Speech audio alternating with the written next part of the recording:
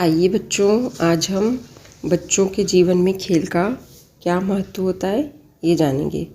खेल का अर्थ और उसका महत्व। खेल वह सुखदायी मानसिक द्वंद्व रहित प्रेरणात्मक क्रिया है जो पूर्णतः अपने लिए की जाती है।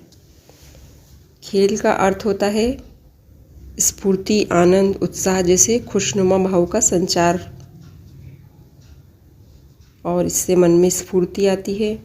खेल का समावेश जीवन की प्रत्येक अवस्था में अपने अलग अलग रूपों में होना चाहिए, तभी हम प्रत्येक नए कार्य को सफलतापूर्वक संपन्न करने की क्षमता अपने अंदर उत्पन्न कर सकते हैं।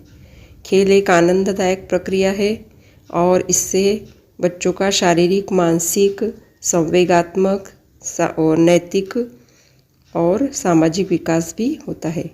साथ ही बालक खेल में जो सहयोग और स्वस्थ स्पर्धा और व्यस्तता, अनुशासन, ये सब गुणों का भी खेल से विकास होता है। ग्यूलिक के अनुसार जब हम स्वतंत्र होकर अपनी इच्छा से कोई कार्य करते हैं तो वह खेल कहलाता है। स्टर्न के अनुसार खेल एक ऐच्छिक और आत्मनियंत्रित क्रिया है। वैलेंटिन के अनुसार खेल कार्य में एक प्रकार का मनोरंजन है। इस तरह से खेल की कुछ परिभाषाएं हैं। खेल के प्रकार: गयात्मक खेल, परीक्षणात्मक खेल, रचनात्मक खेल, द्वंद्वात्मक खेल, मानसिक खेल, कल्पनात्मक खेल और सामूहिक खेल। खेलों के जो प्रकार हैं वो व्यक्तिगत भिन्नता पाई जाती है उनके अंदर। इस भिन्नता के आधार पर अनेक खेलों में रुचि अलग अलग लोगों की अलग अलग होती है। फिर भी परीक्षणों से यह ज्ञान हो सका है कि एक समान आयु के बच्चों को एक समान प्रकार के खेल पसंद आते हैं।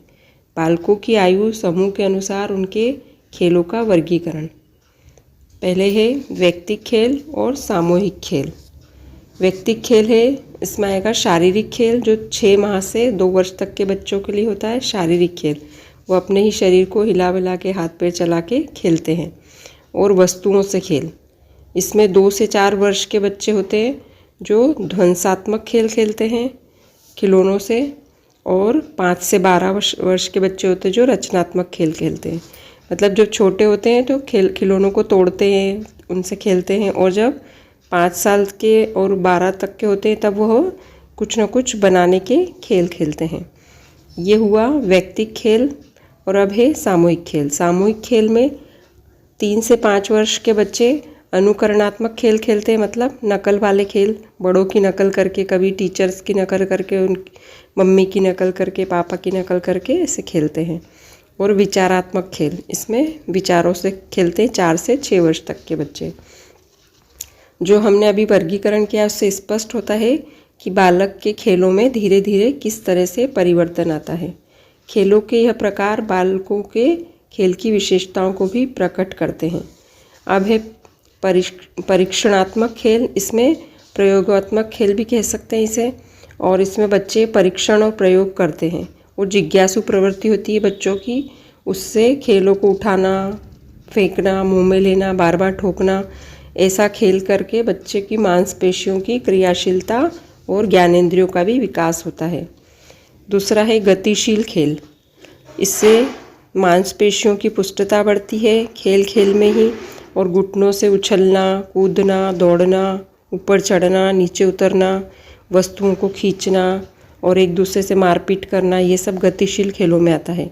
इन खेलों से बच्चों के अंग में स्फूर्ति आती है और सुदृढ़ता आती है और मजबूत होते हैं। तीसरा है रचनात्मक खेल। रचनात्मक खेलों के अंतर्गत बच्चे पारिवारिक जीवन की नकल करते हैं। बच्चा घर बनाता है और रेलगाड़ी बनाता है। इस प्रकार से खेलों में ध्वंस और निर्माण दोनों प्रवृत्तियाँ होती है। यह बालक को एक मूल प्रवृत्ति को संतुष्ट करने के लिए होती है। इससे बच्चा अपने आप को संतुष्ट महसूस करता है। और चौथा है द्वंद्व खेल। इन्हें विवाद या प्रतिस्पर्धा वाला खेल भी कह सकते हैं। खेलों में हारने जीतने की भावना को प्रधान रूप से व्याप्त होती है। यह सामूहिक दोनों प्रकार से होते हैं और व्यक्तिक भी होते हैं। समूह में कबड्डी, खो खो, क्रिकेट द्वंद्व की भावना से खेले जा सकते हैं। और 5वां है मानसिक खेल। 7 वर्ष के बाद बच्चों में एकाग्रता आने लगती है, तब वह बौद्धिक खेल भी खेलने लगते हैं, जैसे शतरंज, ताश, पहेलियों के उत्तर देना। इनमें शारीरिक गतिशीलता कम होती है किंतु मानसिक सक्रियता बहुत अधिक होती है। उसके बाद है कल्पनात्मक खेल। 3-4 वर्ष की अवस्था में बालक दृश्य जगत की शीघ्र कल्पना करने लगता है। मुंह से आवाज़ करके वह मोटर चलाता है, हवाई जहाज उड़ाता है, लकड़ी के डंडे पर बैठकर घोड़े पर कूदता हुआ दौड़ता है।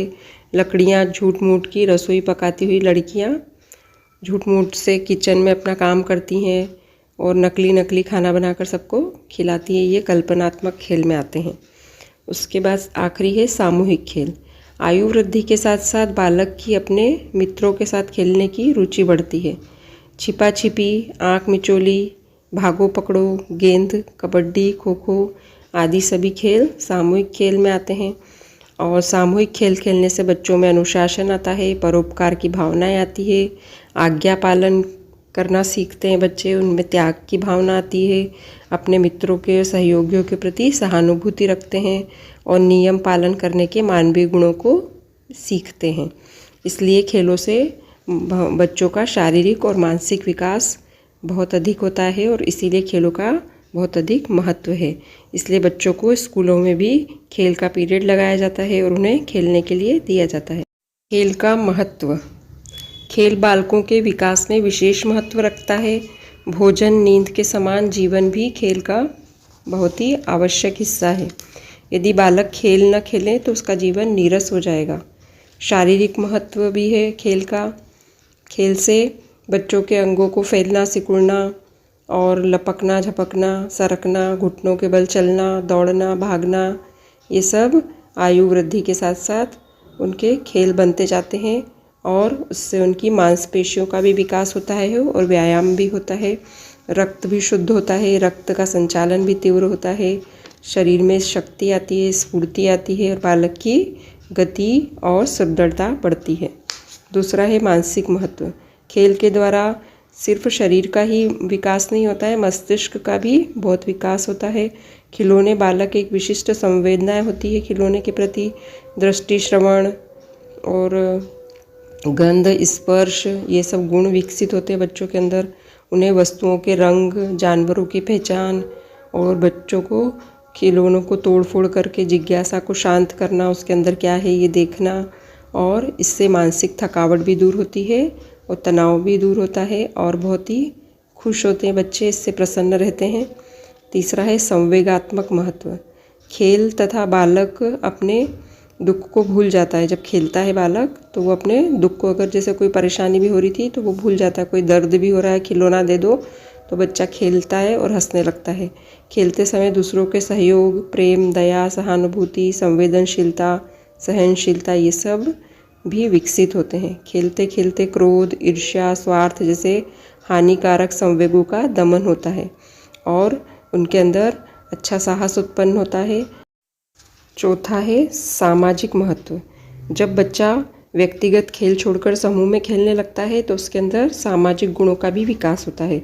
बच्चा जब खेल खेलता है तो न गरीब और न अमीर, न ऊंच नीच, किसी तरह का भेदभाव नहीं समझता है। वह अपने साथियों की इच्छा का भी आदर करता है। उसके अंदर अनुकरण करना, निर्देश देना, नेतृत्व की क्षमता, सत्यनिष्ठा, सहानुभूति, ये सब गुण भी विकसित होते हैं। वह आत्मसंयमी बनता है। बालक को नैतिक शिक्षा खेल के मैदान से ही मिलना प्रारंभ हो जाती है।